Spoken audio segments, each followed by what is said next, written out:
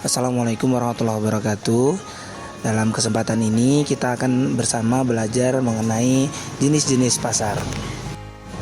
Diharapkan setelah pembelajaran hari ini peserta didik mampu memahami tentang pasar dan manfaatnya, serta peserta didik mampu menguraikan jenis-jenis pasar.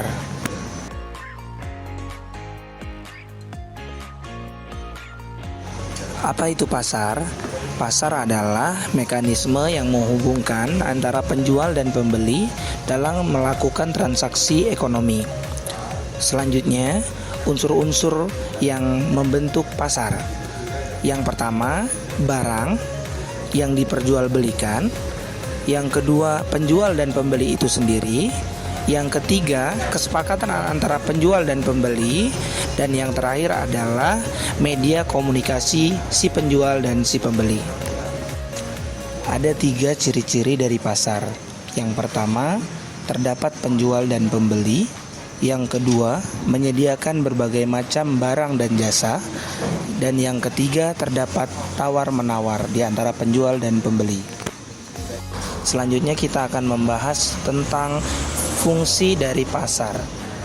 Pasar memiliki fungsi yang pertama sebagai penentu harga, yang kedua sebagai pengalokasi sumber daya, yang ketiga memotivasi efisiensi, yang keempat mendorong pembangunan, yang kelima menciptakan lapangan kerja, yang keenam memberikan informasi, dan yang terakhir mendorong inovasi. Selanjutnya kita akan masuk pada inti pembahasan, yaitu tentang jenis-jenis pasar. Jenis pasar yang pertama adalah jenis-jenis pasar berdasarkan kegiatannya. Berdasarkan kegiatannya, pasar dibagi menjadi 2 jenis.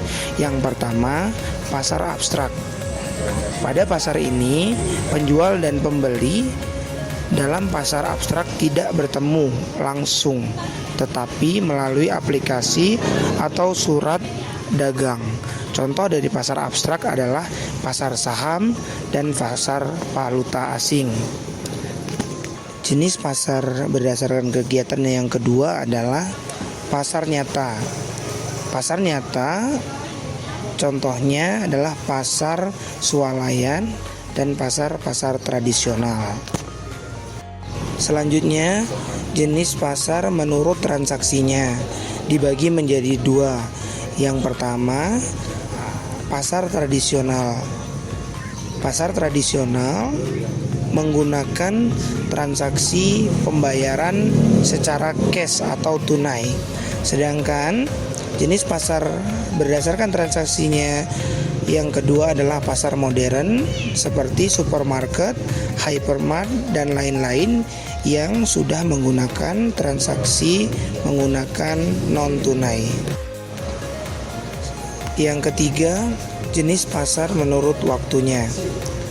Menurut waktunya, pasar dibedakan menjadi pasar harian, pasar mingguan, pasar bulanan, dan pasar temporer. Yang membedakan dalam pasar ini adalah waktu terjadinya pasar atau transaksi. Jenis pasar yang keempat adalah pasar berdasarkan distribusinya. Berdasarkan distribusinya, pasar dibedakan menjadi pasar daerah, pasar lokal, pasar nasional, dan pasar internasional. Yang kelima, pasar menurut organisasinya. Menurut organisasinya, pasar dibagi menjadi 1. Pasar persaingan sempurna. Pada pasar persaingan sempurna, terdapat banyak penjual dan pembeli yang memiliki informasi yang sama mengenai keadaan pasar.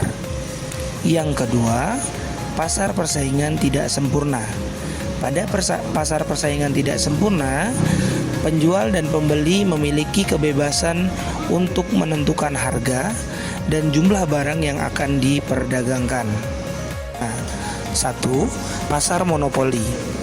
Pasar monopoli adalah pasar yang hanya memiliki satu penjual untuk suatu jenis barang tertentu.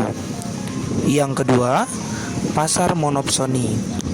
Pasar monopsoni adalah pasar yang hanya dikuasai oleh satu pembeli untuk suatu jenis barang atau jasa.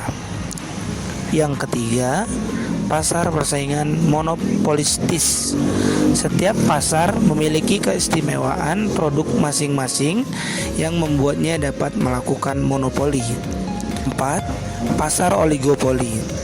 Pasar oligopoli adalah pasar yang hanya memiliki beberapa penjual untuk suatu jenis barang. Demikian pembelajaran kita hari ini. Sampai jumpa di pembelajaran kita selanjutnya. Wassalamualaikum warahmatullahi wabarakatuh.